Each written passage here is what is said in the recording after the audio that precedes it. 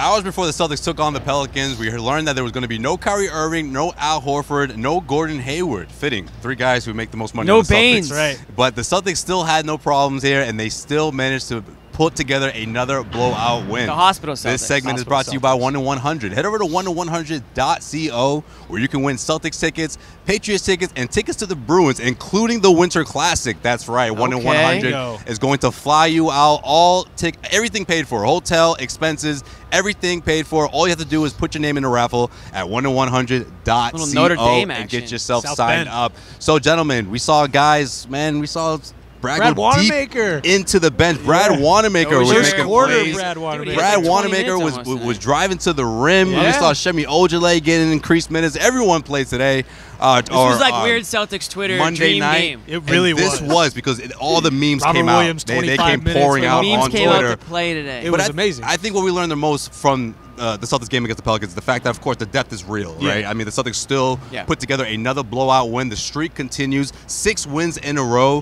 What does this say about this team? Aside from the depth, what does it say about the other guys who stepped up, Chris? Well, it's what you said. I mean, the depth is real. The rotation can go 9 guys deep, 10 guys deep. You saw Semi Ojale, even in the Bulls game on Saturday, he looks like a really legitimate rotation piece as of late. He's great on the perimeter on defense. His shot still has a ways to go, but he's pretty reliable for Brad You would have Stevens. looked good in the rotation against the Bulls I mean, on Saturday. don't cut me short. I would have looked real good. But don't sleep on Chris. He got a jumper. Yeah, I've seen right, it. I've seen it up close and but personal. either way, it's these guys who they can use in these circumstances because there's going to be games like this where you're missing 5-6 guys and you're going to be running Jeez, I hope with not. a really short bench. It's going to happen over an 82-game season, and so it was nice. It was kind of a reassuring factor, and it was almost like a trip back to the playoffs last year where Brad Stevens had to patch some things together, and they still performed extremely well. Yeah, I mean, hashtag people forget that it wasn't that long ago that was the Celtics team that went to the Eastern Conference Finals. Celtics, when they said that Kyrie was down for the rest of the season, I mean, the obituaries came out within 2 seconds. Yeah. Oh, yeah. And then sure enough, they ripped off a bunch of wins behind Rozier. Bounced out the first round, all of that. That's Yeah, right. absolutely. And that just wasn't the case. So it wasn't that long ago. So these guys,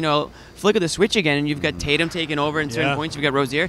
And Morris coming through huge as he has all year. Whatever role you put that guy in, he just excels in it this year. He's so efficient, so consistent. He was 10 for 15 tonight. Yeah. So I mean, it's one thing if you're a Pelicans fan, you're probably like, "Wow, we lost to the B squad right now." But it really, you shouldn't really feel that way because this team does play well together when their stars are missing. I think because some of the younger guys and the guys who can perform with more, with a bigger role, they get that opportunity and they make the most of it because they have that skill. Tatum, Brown, Rozier, Tatum as that Morris. number one I mean, guy. Those are guys who would be starters on 90% of the team in the league. Right. We saw that especially from Rozier, Jason Tatum. I mean, Jason Tatum went back to the playoff Tatum that we saw, in terms of he felt comfortable out there, being the focal point of the offense, and we saw what that meant for him.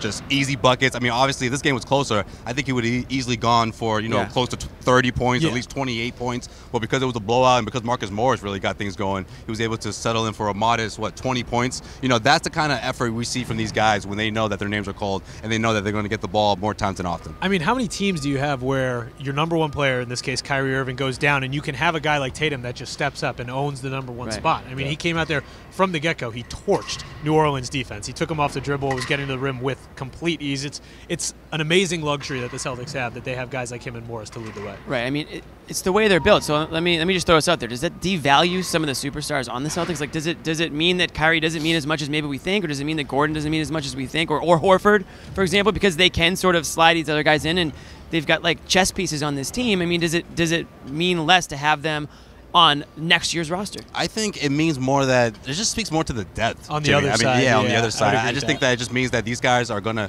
step up when their names are called. They're not afraid to step up, but it also means that you still need those guys throughout the course of a 7-game series. I mean, that's the difference. I mean, people can look at a team and say, "Oh yeah, well you take the superstars out, these guys can still go deep in the playoffs."